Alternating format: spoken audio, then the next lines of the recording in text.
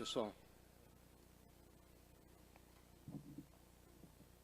Abri aí suas Bíblias no livro de Apocalipse, capítulo 20.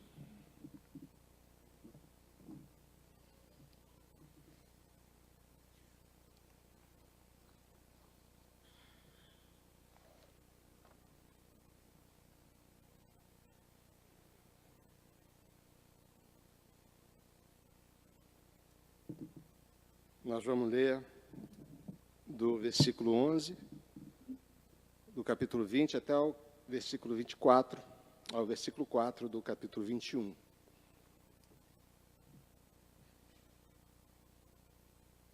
Vi um grande trono branco, e aquele que nele se assenta, de cuja presença fugiram o céu, a terra e o céu, e não se achou lugar para eles. Vi também os mortos, os grandes e os pequenos, postos em pé diante do trono. Então se abriram livros. Ainda outro livro, o livro da vida, foi aberto. No original grego ele diz assim, ainda outro livro, o da vida. Ele faz um destaque maior para esse livro da vida. E os mortos foram julgados segundo as suas obras, conforme o que se achava escrito nos livros. Deu o mar os mortos que nele estavam. A morte e o além entregaram os mortos que nele havia. E foram julgados, um por um, segundo as suas obras. Então, a morte e o inferno foram lançados para dentro do lago de fogo. Esta é a segunda morte, o lago de fogo. E se alguém não foi achado inscrito no livro da vida, esse foi lançado para dentro do lago de fogo. Vi novo céu e nova terra, pois o primeiro céu e a primeira terra passaram, e o mar já não existe.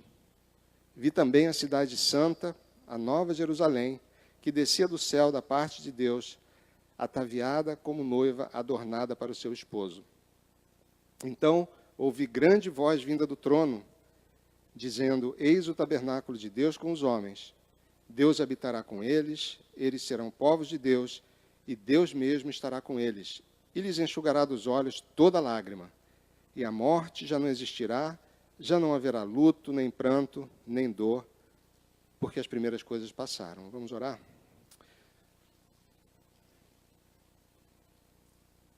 Deus Santo, abrimos a Tua santa palavra, Senhor, debaixo da Tua misericórdia, e pedimos, Senhor, que o Teu Santo Espírito ilumine os nossos corações, nossas mentes, para compreender um pouco da Tua verdade e ter nossas vidas transformadas e nos tornarmos cada dia um pouco mais parecidos com o nosso Salvador, o Cordeiro, autor da nossa salvação, Senhor eterno, nosso juiz, nosso amado, em nome de Jesus. Amém. Muito bem. O livro de Apocalipse, então, foi escrito pelo apóstolo João, aquele mesmo do Evangelho, e nós estamos aqui, ele estava exilado, último dos apóstolos vivos, exilado numa ilha chamada Patmos, o ano mais ou menos 95 depois de Cristo. E ele, naquela época, o imperador romano se chamava Domiciano. Foi o primeiro imperador que estabeleceu o culto de adoração ao imperador. Ele introduziu ele reivindicou para o imperador o título de divindade. Então, ele instituiu horários de adoração para o imperador, e isso, obviamente, causou uma série de complicações para a vida dos cristãos. As perseguições aumentaram e houve uma perseguição institucionalizada do governo em relação aos cristãos. Então, o apóstolo João, exilado, preso numa ilha, ele, num determinado dia, o Senhor se revelou a ele e ele escreveu o que está escrito aqui nesse livro de Apocalipse, que, em geral, causa um certo pânico, constrangimento, temor, mas que tem um objetivo que está explicado aqui no primeiro capítulo do livro. Lê comigo aqui, capítulo 1, a partir do versículo 1. Revelação de Jesus Cristo que Deus lhe deu para mostrar aos seus servos as coisas que em breve devem acontecer, e que ele, enviando por intermédio do anjo, notificou ao seu servo João. Então, o livro do Apocalipse, que significa revelação, a palavra Apocalipse, ele é a revelação de Jesus Cristo, que Deus deu a ele. Deus deu o Pai a Jesus Cristo então revela para nós, com o propósito de que nós fôssemos bem-aventurados ao ler, compreender e estudar essas palavras, como está aqui no versículo 3. Bem-aventurados aqueles que leem e aqueles que ouvem as palavras da profecia e guardam as coisas nela escritas, pois o tempo está próximo. Então, esse livro foi escrito num estilo literário chamado apocalíptico. É uma literatura apocalíptica, que era comum naquela época, nesse período da igreja. Então, vários outros apocalipses foram escritos, mas o único que é inspirado por Deus é esse do apóstolo João. Então, a interpretação do livro do Apocalipse, ela precisa ser feita de acordo com o estilo literário no qual ele foi escrito, que é a literatura apocalíptica, que traz o uso de muitos símbolos para passar os ensinamentos através deles. Então, ele usa os símbolos que eram conhecidos daquela comunidade, daquela população, e que eram comuns àquela época. Então, nós tínhamos ali um imperador, que reivindicava para si o título de divindade, temos uma igreja perseguida, cristãos que eram mortos, eram entregues aos leões, eram sacrificados, eram expostos em arenas, eram queimados, e os líderes perseguidos, e o único apóstolo ainda vivo, o apóstolo João, que aqui o escreveu. Então, ele foi escrito, nós temos que ter em mente o público para quem ele foi escrito, que foi, como está aqui a partir do capítulo 2, para 7 igrejas que ficavam ali naquela região da Ásia Menor, onde hoje é a Turquia. Então, imagina no mapa a Turquia, perto da Turquia a ilha de Patmos, e as 7 igrejas ficavam ali naquela região, quase que num círculo. Havia outras igrejas ali, mas as cartas foram escritas para aquelas 7. E o próprio número 7, dentro da literatura apocalíptica, tem um significado. E aqui no livro de Apocalipse significa totalidade. Então, nós podemos interpretar, e a forma como os estudiosos interpretam, é que essas 7 igrejas, para quem esse livro foi escrito, representa a igreja de toda aquela época. E, portanto, a igreja de Jesus Cristo. Então, o que foi revelado por o apóstolo João foi o que vai acontecer, o que vem acontecendo desde a primeira vinda de Jesus até a segunda vinda de Jesus, quando tudo vai terminar. Então, assim, nós devemos ler o livro de Apocalipse, considerando que ele foi escrito uma literatura apocalíptica, simbólica, devemos entender os símbolos estão explicados no Antigo Testamento, e ele foi escrito para as igrejas daquela época. Então, não fazia sentido para eles pensar em chips, né, e ideias mirabolantes que os homens foram criando depois. Então, tira da cabeça a ideia de que o 666 vai ser um chip, um código de barras que vai estar aqui no pulso, no cérebro. Não é isso que o Apocalipse ensina. Aquelas igrejas lá, aquele povo lá não sabia o que era um chip, nem código de barras, nada. Então, foi escrito primeiramente para aquele público, e nós temos que compreender e interpretar tendo isso em mente. Então, sem ideias mirabolantes, vamos nos ater aos símbolos que estão explicados lá no Antigo Testamento. O texto que nós lemos, agora voltando lá para Apocalipse 20, ele trata do final. Então, o livro do Apocalipse é escrito em 7 histórias que vão caminhando em paralelo. E essas 7 histórias contam o que acontece entre a primeira vinda de Cristo e a segunda vinda, que ainda não aconteceu.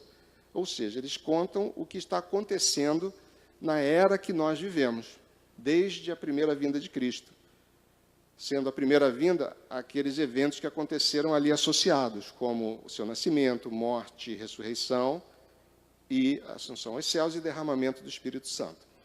Então, esse texto aqui de 20, ele fala, é a última parte da última sessão. Então, nós estamos aqui no final dos tempos. É quando aquele momento em que a porta da graça, que hoje está aberta, ela vai se fechar. E a partir daqui, aquele que hoje é o nosso Salvador e Cordeiro, ele então assume o grande trono branco como juiz. A porta da graça se fechou. E agora vai ser revelado o destino dos homens, das mulheres, de todo mundo. Então, esse evento, o Senhor Jesus falou sobre ele. Lá em Mateus capítulo 24, vamos voltar um pouquinho.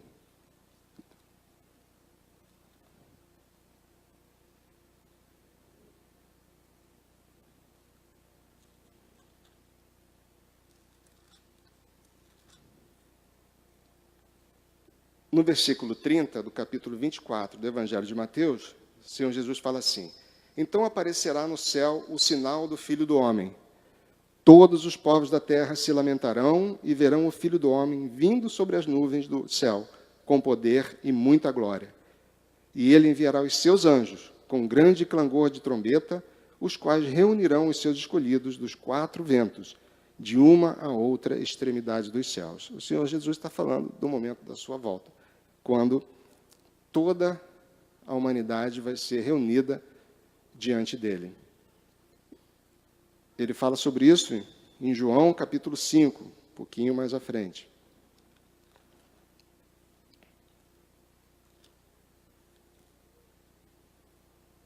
Versículo 28. Não vos maravilheis disto, porque vem a hora em que todos os que se acham nos túmulos ouvirão a sua voz e sairão. Os que tiveram feito o bem para a ressurreição da vida, e os que tiverem praticado o mal para a ressurreição do juízo. Então ele fala que vai chegar um momento, que é aquele momento no qual ele vai voltar, em que os mortos, os que estão nos túmulos, vão sair dos túmulos e vão então encontrar-se com seu destino final. E nós vemos aqui que ele dá dois destinos: ou a ressurreição da vida, ou ressurreição do juízo. Então só existem duas possibilidades para nós: ou ressurreição da vida, ou ressurreição do juízo. O apóstolo Paulo fala sobre isso, 1 Tessalonicenses.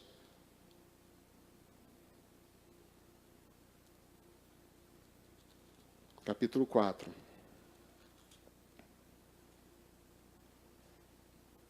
Versículo 16. Porquanto o Senhor mesmo, dada a sua palavra de ordem, ouvida a voz do arcanjo, e ressoada a trombeta de Deus, descerá dos céus, e os mortos em Cristo ressuscitarão primeiro. Depois nós, os vivos, os que ficarmos, seremos arrebatados juntamente com eles entre nuvens para o encontro do Senhor nos ares, e assim estaremos para sempre com o Senhor. O apóstolo Paulo fala aqui, então, do momento em que a trombeta do Senhor toca, o Senhor volta. E os mortos em Cristo ressuscitarão primeiro. Mesmo momento que o Senhor Jesus falou lá, que nós vimos em João, que os mortos sairiam do seu túmulo, alguns para a ressurreição da vida, outros para a ressurreição do juízo. E aqui o apóstolo Paulo fala então desse momento em que depois nós, os vivos, ou seja, ele está dizendo que no momento que o Senhor voltar, vai haver igreja, nós, igreja viva, vai ter gente que não vai passar pela morte. Seremos arrebatados juntamente com ele entre nuvens, por encontro do Senhor nos ares. E então ele está falando aqui do famoso arrebatamento, que, portanto, não vai ser secreto. Então também podem tirar aí da cabeça aquela deixados para trás, do tipo, né? No dia do arrebatamento, este carro ficará desgovernado, como tem aí nos adesivos nos carros, né? Então, aperta os cintos, o piloto sumiu, né? Foi arrebatado. O arrebatamento ele será público, vai tocar uma trombeta dos céus. A trombeta de Deus vai tocar, o mundo todo vai ouvir. E a igreja vai ser arrebatada. Então, o arrebatamento vai ser público na segunda vinda do Senhor Jesus. Ok? Então, este momento é esse que nós estamos aqui, vamos começar a tratar, que está em Apocalipse, capítulo 20.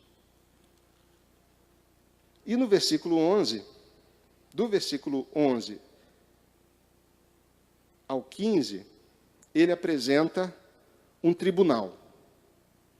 Do versículo 21, do capítulo 21, do 1 ao 4, ele apresenta o destino daqueles que vão passar pela ressurreição para a vida. No final do 20, aqueles que vão passar para a ressurreição para juízo. Então, os dois destinos ele revela aqui no capítulo 20 e 21 de Apocalipse. Então, no tribunal, nós temos aqui primeiro elemento que ele mostra: vi um grande trono branco e aquele que se assenta no trono. Então, primeira visão é um trono. Esse trono é grande. Esse trono é incomparável. Ele é o maior de todos e é, de fato, o único trono que reina. Então, vocês imaginem, esse povo que recebeu essa carta vivia no domínio de um império, debaixo de um imperador, que tinha estabelecido o seu trono e reivindicava para si o título de divindade. Então, quando o Senhor mostra para o apóstolo um grande trono, ele está dizendo, esse é o verdadeiro trono, e não esse do imperador. Portanto, não fixem os seus olhares no trono do imperador Domiciano. Fixem os seus olhares no grande trono branco. Esse grande trono, ele é branco. É um branco ofuscante. É um branco puro, de santidade absoluta. Esse juiz que se assenta no trono não é comprável, nem conquistável. Ele não recebe propina. Ele é absolutamente santo e ele é justo juiz. Então, o grande trono branco tem sentado nele aquele que ele fala aqui, aquele que nele se assenta. É o juiz. Esse que nele se assenta, ele nem ousa identificar aqui. É o grande eu sou. É aquele que nele se assenta. Aquele que se mostrou para Moisés, lá na sarça ardente, quando Moisés perguntou, quem fala comigo? E ele, quem eu vou dizer que falou comigo para o povo? E o Senhor fala, diga que aquele que o eu sou te enviou. Então, aquele eu sou de Êxodo, com Moisés, é aquele que está sentado no trono. Que é aquele que, quando Jesus, lá em João, discute, conversa, dialoga, como nós vimos aqui com os escribas e fariseus, ele fala, antes de Moisés, eu sou. Antes de Abraão, eu sou. Antes de tudo, eu sou. Ele é. Na verdade, ele é o único que é. O ser pertence unicamente a ele. Nós somos criaturas e nós existimos. Nesse sentido, Deus não existe.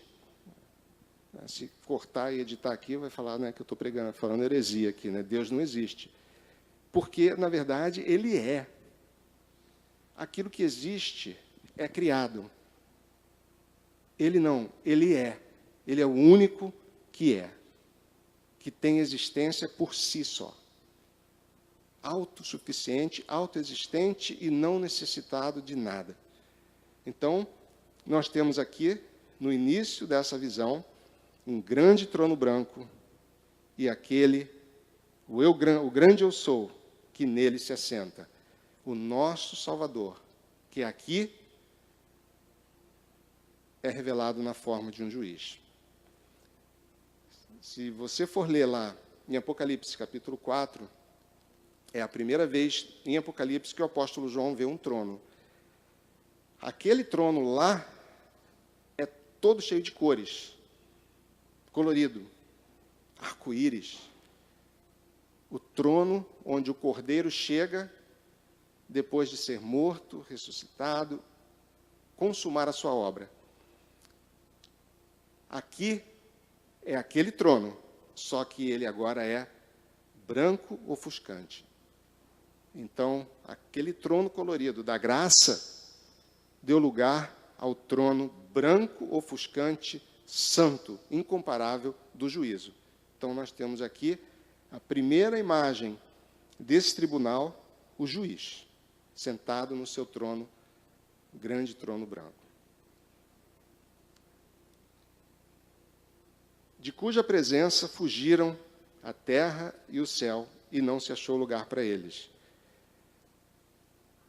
Todas as estruturas, quando esse trono branco se revelar, quando acontecer aquilo que nós vimos em Mateus, em João, que o Senhor Jesus falou, quando ele voltar, esse trono vai se revelar. Todas as estruturas, que são as nossas referências de absoluto,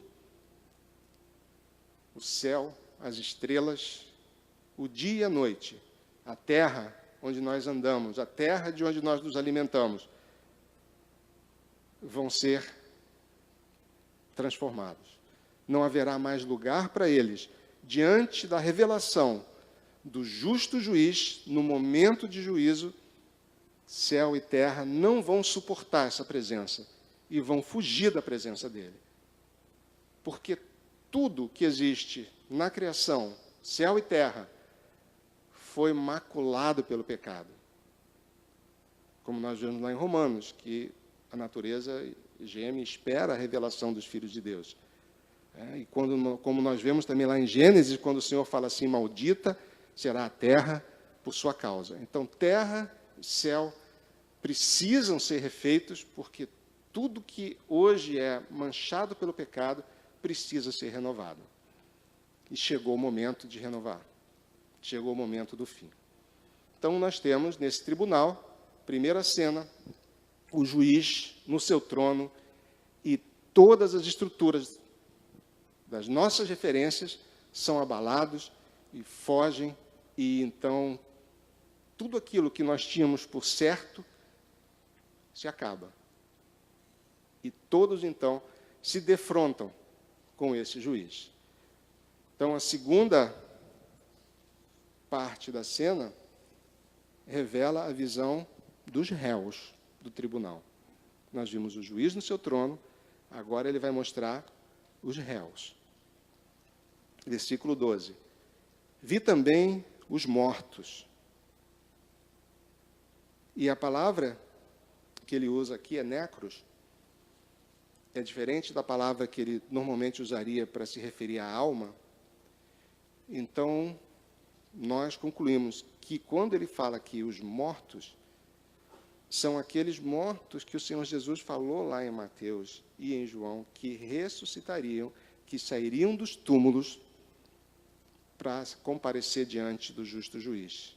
Então, quando nós vemos essa cena, podemos aqui imaginar todos aqueles seres humanos da história da humanidade que morreram ressurretos com seus corpos físicos comparecendo diante do tribunal. Então, vi também os mortos, os grandes e os pequenos, os ricos e os pobres, os famosos e os desconhecidos, os altos e os baixos, os gordos e os magros, os brancos, amarelos, negros, índios, pardos e todos, de todas as povos, tribos, línguas e nações, todos eles, também os mortos, os grandes e os pequenos, postos em pé diante do trono. O tribunal está posto. Justo juiz, trono ofuscante, santo, instância suprema. Não existe instância acima dessa para recorrer. E diante desse tribunal, diante desse juiz, todos os seres que passaram pela humanidade, com os seus corpos ressurretos. Aqueles, como o apóstolo Paulo falou, ouvida a última trombeta, os mortos ressuscitarão, vão receber os seus corpos, e eles então comparecem diante do justo juiz. Agora, ele vai apresentar, como justo juiz, os critérios desse julgamento. Então, nós temos o juiz, os réus e agora os critérios de julgamento. Então se abriram livros, vários livros. Lembrem-se, literatura apocalíptica. Não imaginem isso um cartório com pilhas de livros amarelado, amarrado com barbante. Ele está aqui ensinando que existe, o Senhor tem um registro. Pode ser na nuvem, uma nuvem celestial com todos os dados encriptados, mas ele tem os registros. Então, esses livros vão ser abertos nesse dia. E outro critério ele apresenta, ainda outro livro, o da vida, no original grego, o da vida, destacando esse livro dos demais. Então, tem uns registros que são os livros, e tem um livro, o da vida. Então, esses são os critérios nos quais ele vai basear o seu julgamento. Sendo que esse julgamento, esse tribunal, não é um tribunal investigativo. Ele é mais um tribunal que vai revelar aquilo que já está julgado. Como nós lemos lá em Mateus, e o Senhor Jesus falou, que ele já está julgado. Então, quando chegar esse momento, esse tribunal, ele vai revelar a sentença. Não vai haver apelação, ninguém vai poder se defender, porque já está julgado. Alguns para a ressurreição do juízo e outros para a ressurreição da vida. Então, os critérios vão ser apresentados, livros e o livro, o da vida.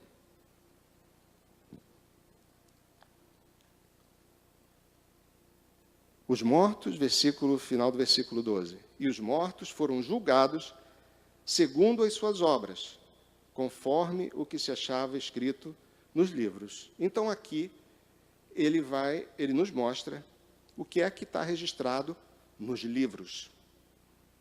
Está registrado as obras dos homens. Cada um de nós, cada ser que passou por essa terra, é um ser moral responsável pelos seus atos. Então, aqui se cumpre aquilo que o Senhor falou, que nós daremos conta de cada palavra frívola que nós proferirmos. Tudo está registrado nos livros. Só que, diferentemente da forma que nós julgamos e que o juiz terreno julga com fatos externos e eventos que são provados por evidências, o Senhor não precisa disso. Então, o que está registrado nesses livros são as obras dos homens, aquilo que nós falamos, aquilo que nós pensamos, as nossas intenções, aquilo que nós fazemos no escondido do nosso quarto, aquilo que nós pensamos no oculto da nossa mente, aquelas intenções que motivam os nossos atos, que motivam as nossas decisões, os valores que nós guardamos, a história da nossa existência, do nosso caráter, tudo registrado nos livros. E o Senhor, então, vai mostrar-nos que Ele sabe.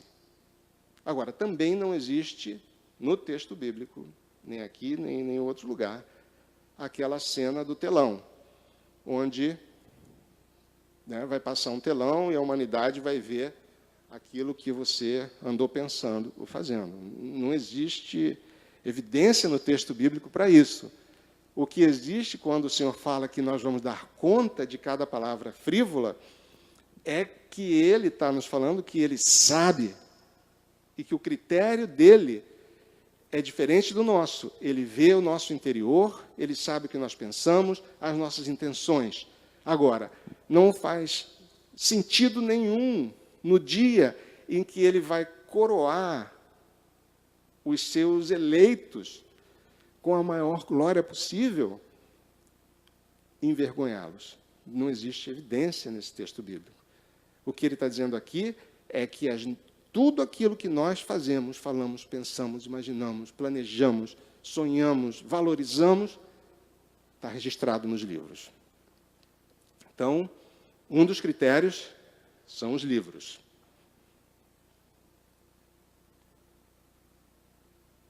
Deu o mar, versículo 13, os mortos que nele estavam. O mar, em Apocalipse, no Antigo Testamento, no texto bíblico daquela época, era um lugar que trazia a imagem de inimigo, era algo incontrolável. Então, vocês vejam, na própria narrativa de Apocalipse, a besta emerge do mar. Então, o mar trazia aquela noção de inimigo a ser derrotado, inimigo a ser vencido.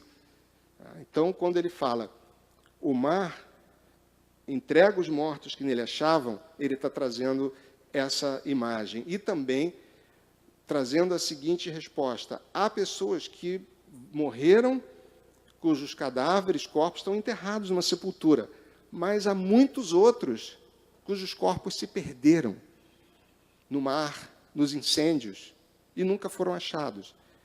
Então, ele está dizendo aqui que ninguém vai escapar, que não dá para ninguém se esconder na morte, porque onde quer que a morte tenha encontrado, ele vai ser devolvido para o Senhor. Então, o mar, mesmo aqueles mortos em lugares desconhecidos, despedaçados, explodidos, vão ser entregues para esse grande tribunal. Deu o mar, os mortos que nele estavam. A morte e o além entregaram os mortos que nele havia. A palavra além, aqui no grego, é Hades, que traz o sentido de local onde os mortos sem Cristo se encontram. Então, aqueles que morreram sem Cristo na história da humanidade já vão começar a experimentar sofrimentos após a sua morte, no Hades. Então, a morte e o Hades entregaram os mortos que nele havia. Aqueles que já estão no local chamado Hades, que pode ser traduzido como inferno, local de sofrimento, já estão sofrendo como que uma prévia do que vem depois, e eles estão lá sem os seus corpos, porque seus corpos estão na sepultura, estão no mar, nas florestas. Aqui, os seus corpos se encontram com a sua alma. E eles comparecem inteiros diante do tribunal. Então, a morte e o além entregaram os mortos que nele havia. Todos comparecem. Aqueles que já estavam experimentando sofrimento em alma, no inferno, no Hades, hoje, vão comparecer também para um destino final. Então, o inferno onde eles estão hoje ainda não é o destino final. Ainda vai existir um lugar pior. Final do 13. E foram julgados, um por um. Um por um. Os livros não registram fatos como uma massa humana. Os registros são individuais. Então, ele tem lá um arquivo chamado Tony. Ele tem lá um arquivo chamado Diva. E foram julgados um por um, segundo as suas obras.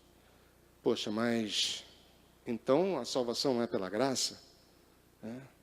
Se vão ser julgados segundo as suas obras, salvação não é pela graça? Nós só falamos do critério livros, por enquanto. Lembre-se que tem outro livro, o da vida. Então, o critério é duplo, o critério do julgamento é duplo.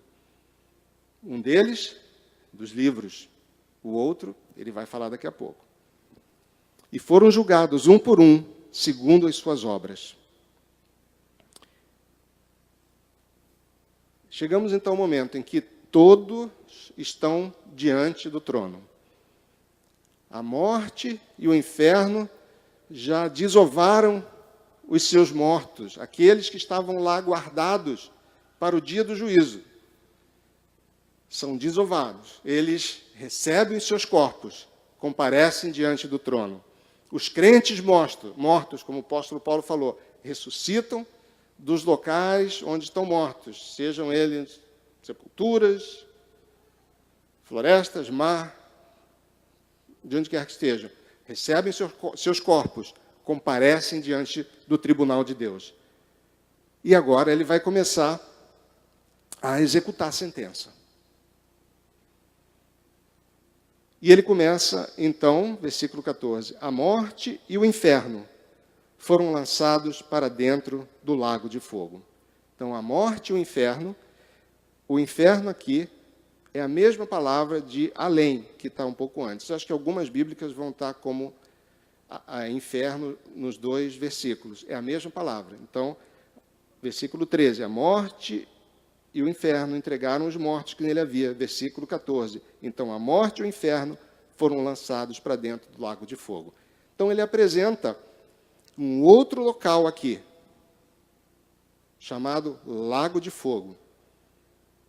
Ele falou da morte, falou do inferno, ou Hades.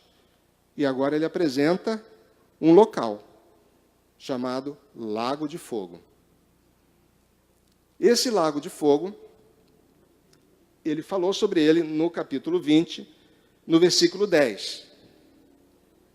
O diabo, o sedutor deles, foi lançado para dentro do lago de fogo e enxofre, onde já se encontram não só a besta, como também o falso profeta, e serão atormentados de dia e de noite pelos séculos dos séculos. Então, ele já tinha introduzido esse lago de fogo como um local onde lá está Satanás, vai estar, seus exércitos, local de eternidade em sofrimento e tormento. Serão atormentados de dia e de noite pelos séculos dos séculos.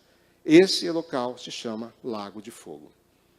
Então, voltando para o versículo 14. Então, a morte e o inferno foram lançados para dentro do Lago de Fogo. A morte e o inferno, que retinham aqueles que morreram sem Cristo, já não se tornam mais necessários, porque neles ficavam aqueles mortos sem Cristo. E acabou.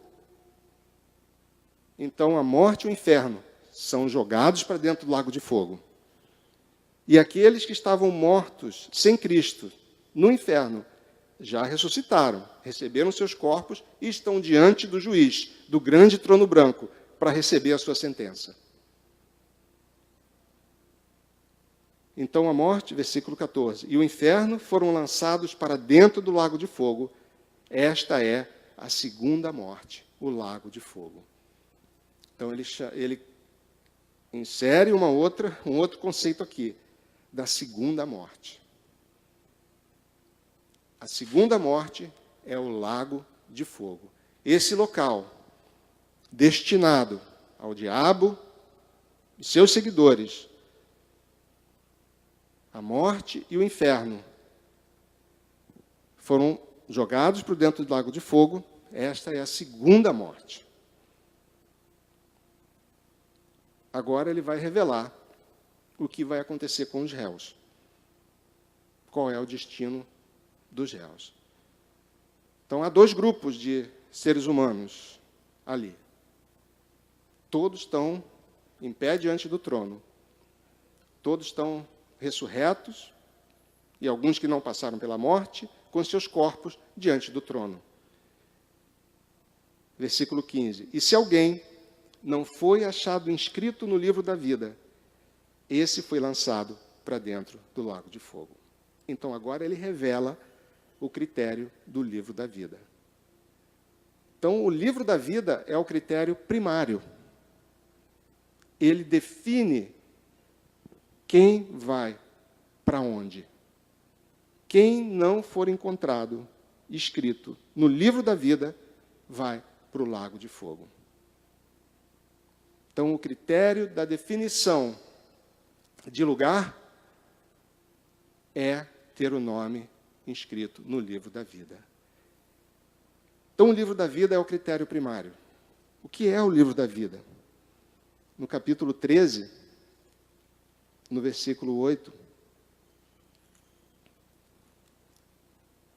ele fala,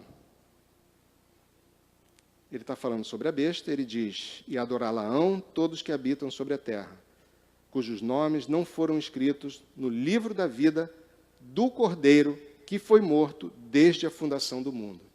Então, o livro da vida, ele tem um dono.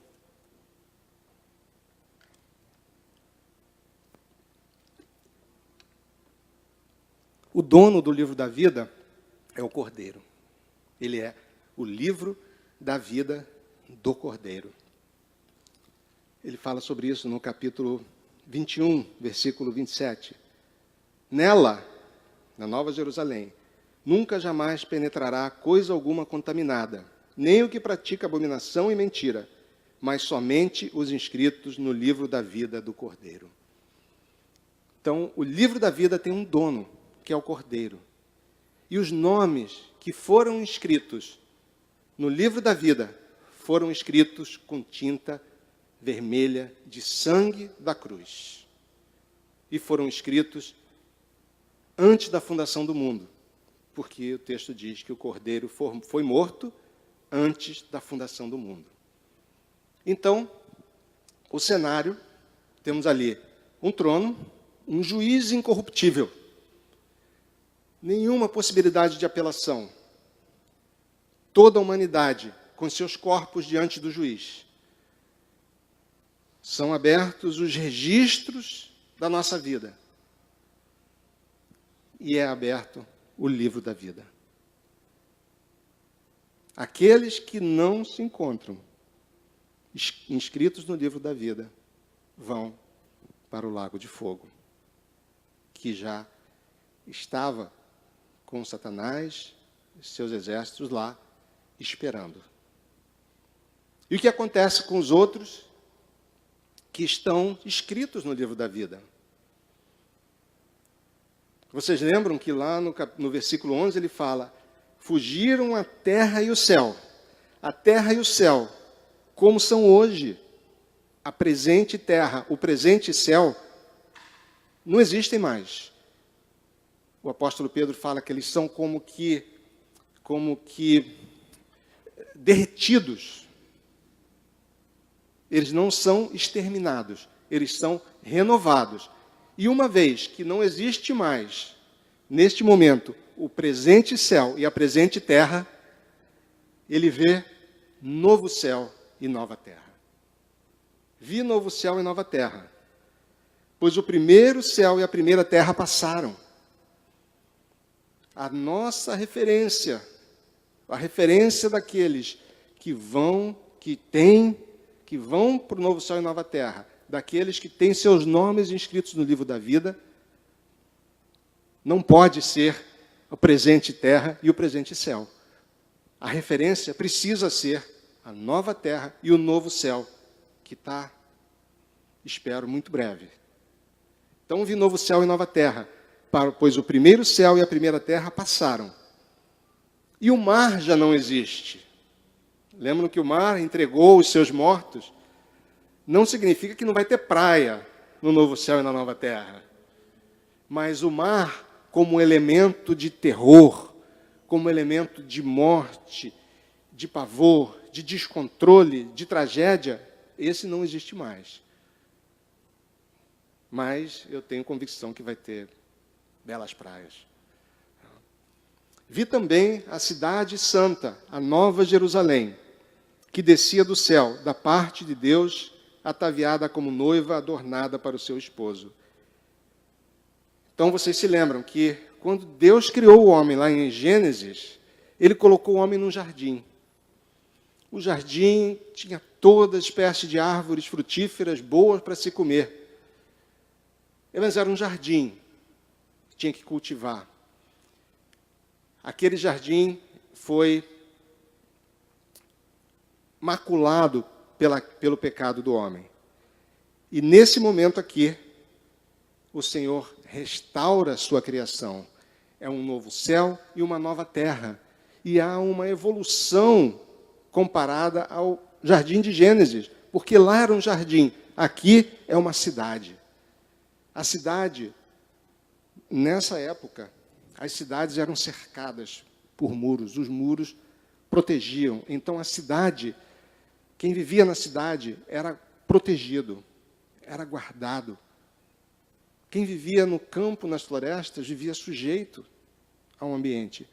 Então, quando ele diz que é uma cidade santa, ele traz para aquele povo o conforto de que não seria mais um jardim, uma floresta, mas seria melhor do que o jardim de Gênesis. Vai ser uma cidade onde vocês estarão protegidos, guardados, onde os muros serão indevassáveis. E então ouvi grande voz, versículo 3, vinda do trono, aquele trono branco, o grande trono branco. Ele apresenta o destino de uns, o lago de fogo, e ele apresenta o destino de outros. Então ouvi grande voz, vinda do trono. De um grande trono branco, ouve-se uma grande voz. Voz como de muitas águas, que ninguém pode resistir, dizendo: eis o tabernáculo de Deus com os homens. Tabernáculo significa habitação. Então, aqui é a concretização plena do que o Senhor tinha ensinado o seu povo desde Êxodo, quando ele instruiu Moisés a construir um tabernáculo no meio do povo, querendo ensinar ao povo que Deus habitaria no meio deles, ainda de forma imperfeita naquela época. Depois, o próprio apóstolo João, lá no Evangelho, no capítulo 1,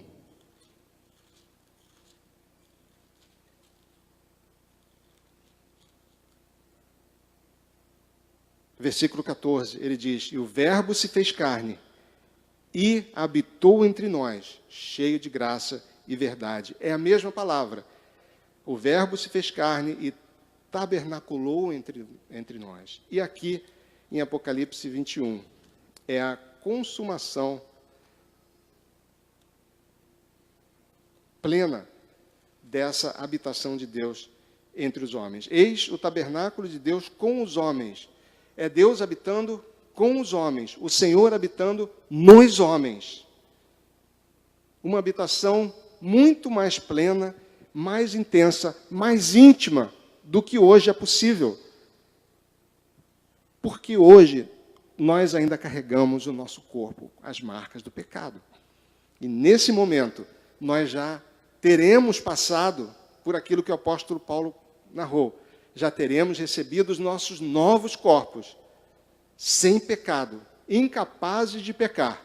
E aí o Senhor vai plenamente, nós vamos plenamente poder vê-lo e usufruir da sua presença, sem sermos destruídos pela sua santidade, pela sua glória.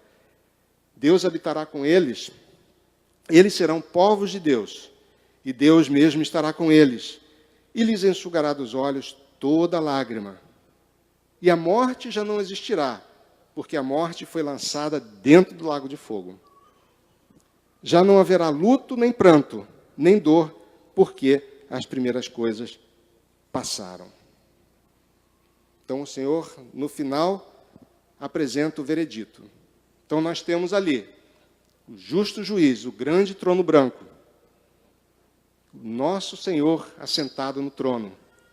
Temos toda a humanidade com seus corpos ressurretos, uns para juízo, outros para a vida. Diante do trono, abrem-se os livros. Então, para que servem os livros, se o critério de destino, de sentença, é o livro da vida? É estar ou não inscrito no livro da vida? Os livros servem para revelar quem nós somos. Por que, então, precisa desse tribunal? Já que os que morrem hoje já vão ou desfrutar da presença consciente de Cristo, ou já entrar num sofrimento do Hades. Por que esse tribunal? Porque todas as coisas que hoje são ocultas serão reveladas. Nada ficará oculto. Então, hoje, quando nós olhamos para a igreja visível de Cristo, ela é um corpo misto. Dentro do hall de membros da Igreja Presbiteriana da Barra e de todas as igrejas, há nomes inscritos que, porventura, não estão inscritos no livro da vida, mas estão no hall de membros. E nós não sabemos, nem temos como saber, isso está reservado ao Senhor. Mas nesse dia, tudo será revelado. Então, esses livros vão mostrar para nós quem nós somos.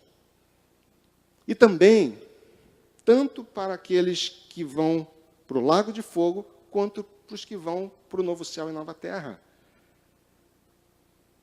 Porque a marca daquele que tem o seu nome inscrito no livro da vida é uma vida de fé e obediência.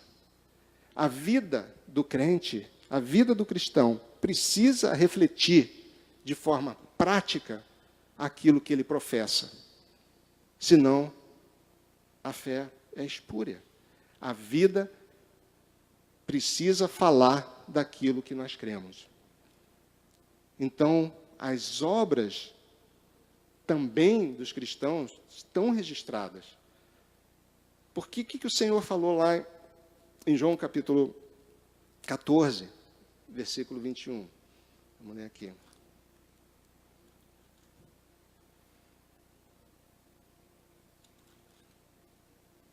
Naquele dia, voltando um pouquinho, versículo 18. Jesus falando, não vos deixarei órfãos, voltarei para vós outros. Ainda por um pouco, e o mundo não me verá mais. Vós, porém, me vereis, porque eu vivo, vós também vivereis. Naquele dia, vós conhecereis que eu estou em meu Pai, e vós em mim, e eu em vós. Aquele que tem os meus mandamentos e os guarda, esse é o que me ama. E aquele que me ama será amado por meu Pai. E eu também o amarei e me manifestarei a ele.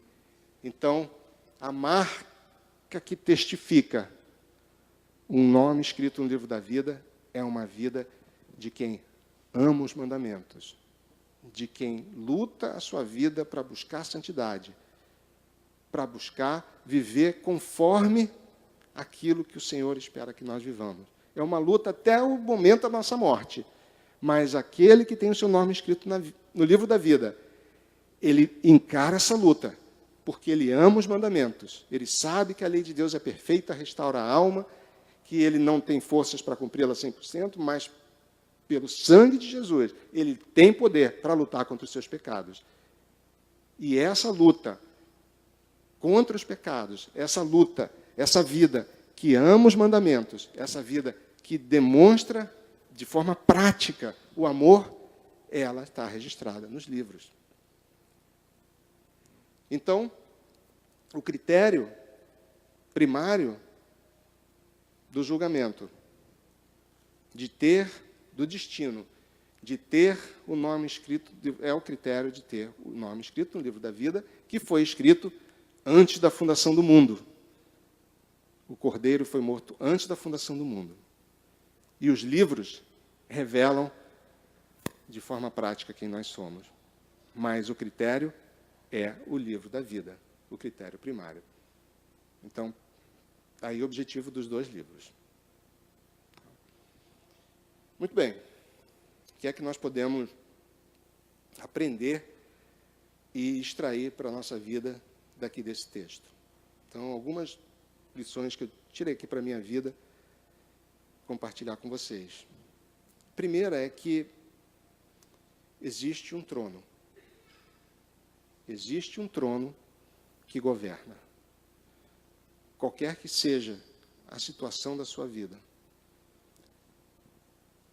a inconformação, o inconformado está você com as injustiças desse mundo, saiba que elas não vão ficar sem justiça, porque existe um trono branco que vai se manifestar. Desse trono, ninguém se esconde. Essa é a justiça que não falha. Esse é o juiz que vem vingar toda injustiça. É um juiz que conhece o fundo do seu coração. É um juiz que conhece tudo que você faz e pensa escondido. Esse trono reina. É o único trono absolutamente soberano. E todas as injustiças, elas vão comparecer diante desse trono. Então, precisamos olhar as notícias do nosso mundo e tudo que rege a nossa vida debaixo da perspectiva de que existe um trono soberano. Então, a nossa história, ela não depende de quem vai ser o próximo presidente do Brasil, o governador do Rio de Janeiro. Porque acima deles tem um trono que é soberano, um trono que é incorruptível, um trono que é santo e absolutamente justo. Então, nós precisamos viver a nossa vida debaixo dessa verdade. Crer que o nosso Senhor e Salvador é soberano em todas as situações. E nós precisamos olhar para os eventos à nossa volta à luz dessa soberania, sabendo que quem está sentado lá, hoje é o nosso advogado. Aqui ele vai ser juiz. Hoje ele é o nosso advogado diante do Pai. Nosso mediador, nosso irmão, como diz lá em Hebreus. Então, e essa verdade precisa guiar a nossa vida no dia a dia. Precisa guiar as nossas decisões, precisa orientar os nossos pensamentos, precisa dirigir as nossas prioridades, precisa guiar os nossos motivos de oração. Segunda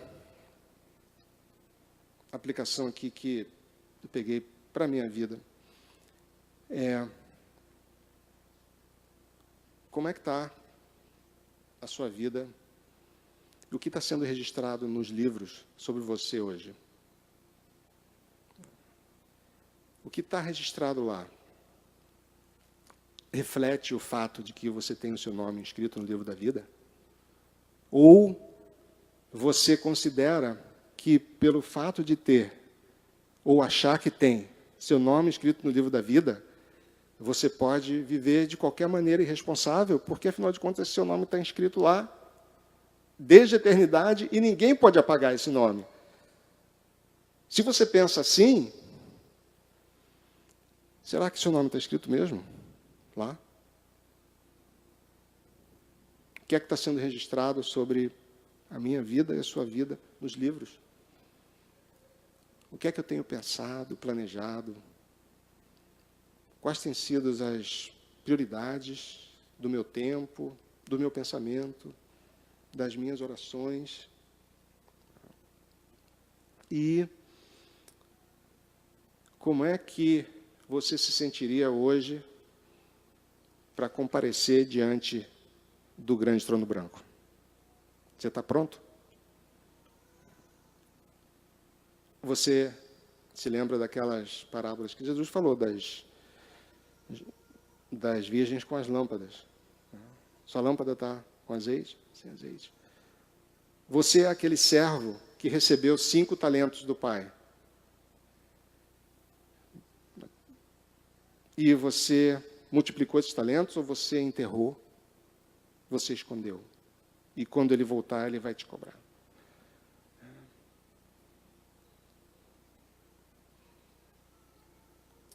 qual vai ser o seu destino final.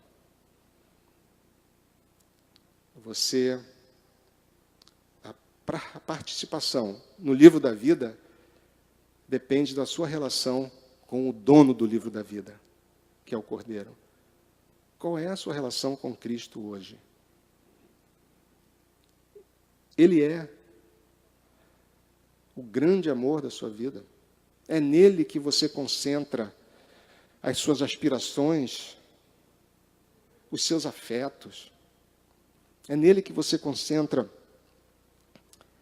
os seus pensamentos. O que você pensa hoje? Você gasta tempo pensando no novo céu e nova terra? Quanto tempo das suas orações, da sua meditação nos últimos anos, você focou pensando na presença, na habitação de Deus do novo céu e da nova terra? Ou você tem passado seu tempo, suas orações e as suas preocupações focados na sua vida, na presente terra e no presente céu, que vão se enrolar e vão fugir da presença dele, e são temporários e vão acabar. Onde é que está o foco? O seu foco hoje está no presente terra, presente céu, presente terra, ou está no novo céu e nova terra? A sua vida hoje, ela reflete as marcas, os sinais, as evidências de quem tem o nome escrito no livro da vida. Qual é a sua relação com Cristo hoje? Então, se você é cristão, se Jesus é o Senhor da sua vida, você é chamado a pensar em como é que você está conduzindo a sua vida. Em que registros estão sendo feitos sobre você nos livros. Se você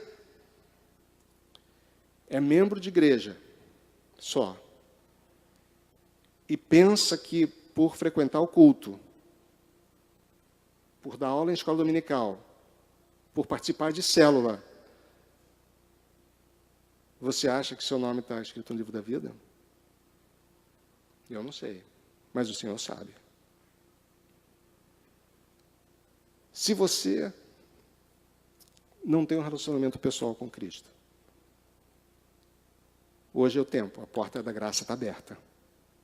Hoje Ele é o seu advogado diante do Pai, seu mediador, irmão, e nele você pode confiar, porque Ele é fiel para perdoar todos os seus pecados, até os mais pavorosos que você possa cometer. Hoje é o tempo de você desenvolver o seu relacionamento pessoal com Cristo. Porque no final, só existem duas possibilidades: novo céu e nova terra, o lago de fogo. O que vai acontecer no lago de fogo? Não sei. A Bíblia não nos revela, diz que é um local de sofrimento consciente, existência consciente, sofrimentos e tormentos eternos pelos séculos dos séculos. Mais que isso, não sei, também não quero saber, né? Na Nova Jerusalém, a Bíblia fala que o Senhor vai enxugar as nossas lágrimas, preencher todas as nossas frustrações, os nossos espaços, que Ele habitará em nós e nós nele. Nós viveremos a vida da Trindade. E lá na novo céu e nova terra, na nova cidade, não haverá santuário, porque o Senhor será o santuário. Ele será tudo em todos. Então, qual o seu destino? Qual é hoje a sua relação com Cristo? Só Ele é a nossa esperança para o novo céu e nova terra. Vamos orar? Senhor, Deus justo, santo e poderoso, queremos aqui, ó Pai, pedir perdão pelos nossos pecados e reconhecer que vivemos uma vida que não reflete totalmente, não reflete a tua santidade, o teu amor, a tua doçura. Dependemos da tua misericórdia, da tua graça, do teu perdão. E somos gratos a ti, Senhor, porque pela tua obra na cruz, pelo teu sangue, nós podemos, Senhor, poderemos experimentar a presença e a comunhão eterna com o nosso Salvador, Senhor. É lá que nós queremos estar, Senhor. Queremos estar contigo eternamente, Senhor. Presenciar, Senhor, a tua glória. Beber da tua fonte diretamente, Senhor. Estar contigo para todo sempre. Queremos, Senhor, que a nossa vida nesta terra, que vai acabar, seja marcada pelo amor, pela misericórdia e por sinais que revelam que nós somos teus discípulos. Uma vida que mostre que nós somos teus servos. Senhor, uma vida que seja focada no novo céu e na nova terra, que tenha a perspectiva correta da nossa vida, que tenha a perspectiva correta da nossa existência e do nosso futuro. Nosso futuro não está aqui. Aqui, nós viemos do pó, somos pó, o pó voltaremos. A nossa esperança, Senhor, está no dia em que o Senhor voltar, quando receberemos novos corpos, seremos arrebatados para o encontro contigo nos ares, e então estaremos contigo para sempre, pelos séculos dos séculos. Tem misericórdia, Senhor, de nós. E aqueles, Senhor, que ainda não têm uma relação pessoal contigo, revela-se a esses corações, Senhor. Que eles possam compreender que não existe outro caminho para o Pai. Não existem diversas portas, diversos caminhos. Só Tu és o caminho e a porta. Revela-te a eles, Senhor, para que eles possam desfrutar da doçura da Tua presença, da doçura do mel, da Tua suavidade, compartilhar os fardos contigo, Senhor, e ter os pecados perdoados. Senhor, e aqueles Teus filhos que lutam contra os seus pecados, em todos nós, ajuda-nos, Senhor, a vencer, Senhor, a nossa própria cobiça e as tentações internas que passamos. Ajuda-nos, Senhor, a lutar contra as investidas externas que recebemos. E ajuda-nos, Senhor, a lutar contra todos os padrões que tentam impor valores que não são os seus valores e princípios, Senhor. Ajuda-nos, Senhor, na nossa caminhada. Queremos chegar naquele dia e ser recebidos por Ti. E ser, Senhor, levados por Ti para o novo céu e nova terra. Queremos naquele dia, Senhor, ver a Tua face. Queremos naquele dia, Senhor, que o Senhor enxugue as nossas lágrimas. Que o Senhor, apague as nossas frustrações. Cure as nossas dores, Senhor. Ajuda-nos, Senhor, a viver uma vida que glorifique o Teu nome. Uma vida focada na esperança do novo céu e da nova terra. Em nome de Jesus.